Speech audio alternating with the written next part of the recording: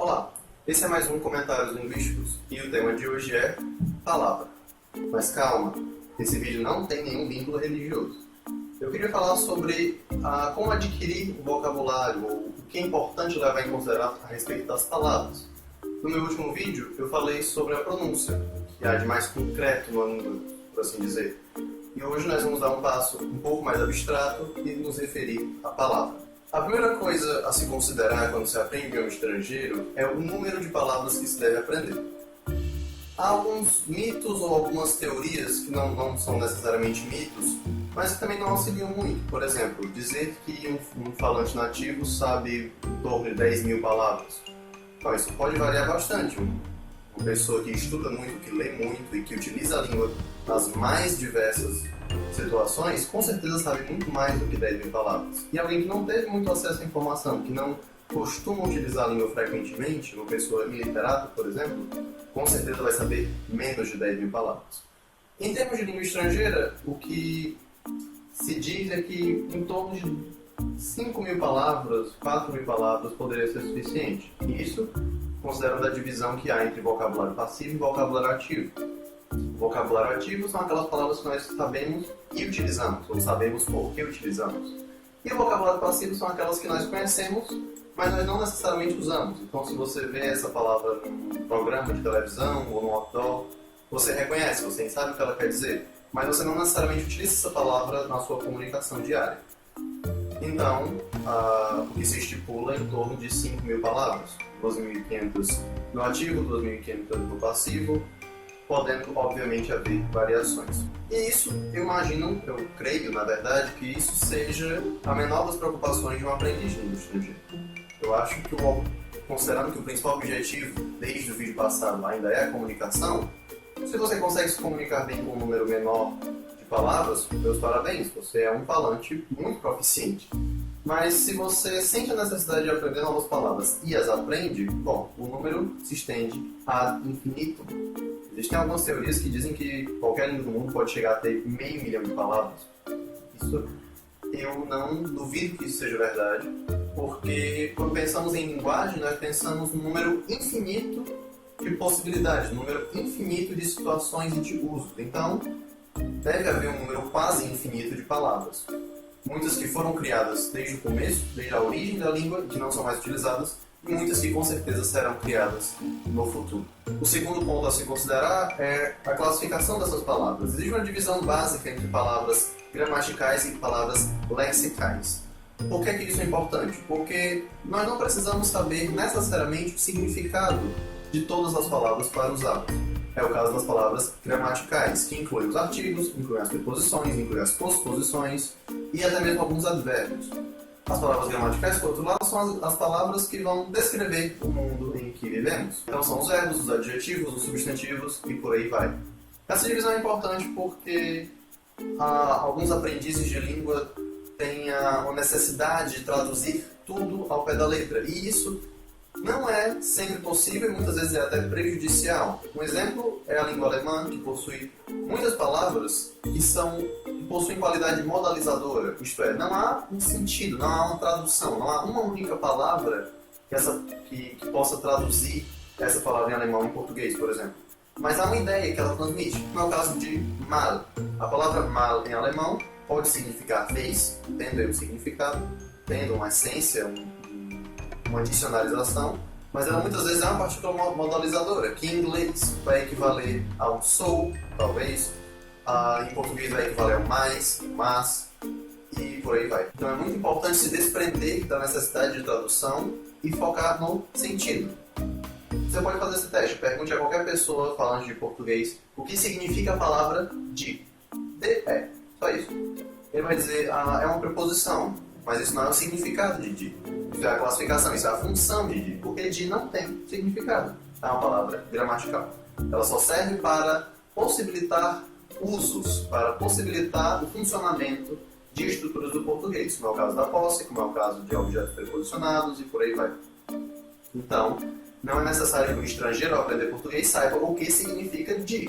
Basta que ele saiba como ele pode usar o di ou para que serve o di. Isso facilita muito, isso reduz esse esforço mental de se internalizar sentido ou significado de palavras. Existem basicamente dois tipos de línguas, as línguas analíticas e as línguas sintéticas. As línguas sintéticas ainda podem se dividir em mais 4 ou 5 possibilidades, mas elas são muito semelhantes. Eu vou tratar em 3 tipos aqui. As línguas analíticas, como é o caso do chinês, as línguas sintéticas flexionais ou flexivas e as línguas aglutinativas. O chinês é um exemplo de língua analítica, uma língua em que os elementos plenos de sentido são dispostos não de maneira junta, mas de maneira isolada, como se fossem morfemas. Então, uma frase como "eu comi a minha maçã" vai ser escrita em chinês mais ou menos da seguinte maneira. Uma partícula que vai significar eu, ou o falante, ou o narrador, vai dar a ideia de primeira pessoa. Uma partícula que significa o verbo comer. Uma outra partícula que significa passado, ideia passada concluída. Uma partícula de posse e uma partícula que se chama maçã, ou que significa maçã. Nós podemos perceber que no chinês isso é fácil de acontecer até pela escrita. A escrita em ideogramas transmite um sentido. Então não faria muito sentido, ou não seria muito prático, criar uma ideia para comer, um símbolo para comer, e modificar esse desenho de modo a conjugar o verbo comer. É muito mais fácil pegar um símbolo que significa comer e um símbolo que signifique ideia passada, ideia futura, ideia inacabada. O oposto de analítico é sintético. As línguas sintéticas, logo, irão juntar os elementos plenos de sentido numa palavra só.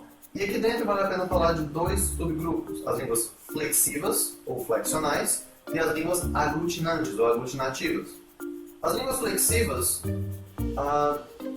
o nome já diz, elas prezam pela flexão. O que isso quer dizer? Quer dizer que eu vou ter uma palavra plena de sentido, como o verbo comer, e através de afixos eu vou incluir algumas informações a mais, como é o caso eu comi. Então, a partícula comi significa o verbo comer, mas a letra I, que me dá a ideia de que o falante executou a ação e essa ação foi executada no passado. Se fosse a partícula comeremos, nós teríamos um falante que executa a ação com outras pessoas e um futuro, uma coisa que ainda não aconteceu. E por aí vai. Essas são as línguas flexíveis. As línguas indo-europeias, em sua maioria, são línguas flexivas. Elas prezam pela flexão. Nós podemos pensar, por exemplo, no latim, o grande latim, em que os verbos possuem sua conjugação, os nomes possuem sua declinação, que iria indicar o número, o gênero e o caso sintático, e os adjetivos que concordavam com os nomes, que também possuiriam uma lista de terminações. Basicamente isso. As línguas aglutinantes, por outro lado, ou pelo mesmo lado, já que são sintéticas também, elas também juntam as informações de uma palavra só, mas elas vão além das flexivas. Elas vão tão além que, numa terminologia popular, é comum chamar as línguas sintéticas de aglutinantes, em que as aglutinantes vão abarcar as flexivas. Não é muito preciso, mas é popular. As línguas aglutinantes incluem não apenas essas informações de quem está falando ou quando aconteceu, elas costumam incluir informações como negação, pergunta, posse. E isso é muito comum nas línguas fino-úgricas, que nome estranho, finlandês, estoniano, o japonês, o turco, e em parte das línguas africanas e algumas línguas indígenas também. O exemplo do Brasil, o Nhengatu. O Nhengatu costuma incluir essas informações nos verbos, né? Quem disse, quando disse e por aí vai. Você deve estar se perguntando por que eu preciso saber de tudo isso quando eu for aprender uma língua. Bom, você não precisa ter um estudo técnico disso. Talvez eu tenha ido muito além do que era necessário. Mas a ideia é que você tenha noção de que isso acontece. Para que você não gaste muito tempo tentando traduzir frase por frase, ou compreender frase por frase, adaptar essa frase à sua língua materna ou à língua de suporte. Por exemplo, se você está estudando chinês, você tem que se preparar para ver muitas palavrinhas pequenas que vão significar algo do tipo posse, posse do falante, posse de uma terceira pessoa, futuro, passado. Ou se você está estudando uma língua aglutinante, como o turco, você precisa se preparar para aprender uma série de terminações, uma série de morfemas, uma série de afixos que vão ser responsáveis por sentido extras, por informações extras, como é o caso da negação, da ideia de pergunta, da ideia de completude da ação e por aí vai. Isso facilita, isso lhe prepara para o que está vindo, lhe prepara para as frases que você vai encontrar. E isso com certeza facilita o seu aprendizado. Algumas das informações que eu apresentei hoje eu encontrei num dos vídeos do Rafael Lanzetti, eu acho que eu já falei sobre o canal dele num outro vídeo meu, vou deixar o link do vídeo na descrição. E algumas coisas da Wikipédia, muita gente critica a Wikipédia, as informações que ela traz são bem simples e infelizmente ela não traz muitos exemplos, então não é completo. Para formar esse vídeo, eu passei pela Wikipédia procurando os exemplos, não encontrei, e a minha experiência na universidade, eu já estudei a questão da palavra em língua portuguesa, e foi lá que eu aprendi esse conhecimento. Naturalmente há um embasamento científico, mas como eu falei no vídeo anterior, eu não pretendo tornar essa série de vídeos acadêmica, científica. Eu gostaria de deixar um pouco mais popular. Então não estou amarrando as informações que eu estou trazendo aqui.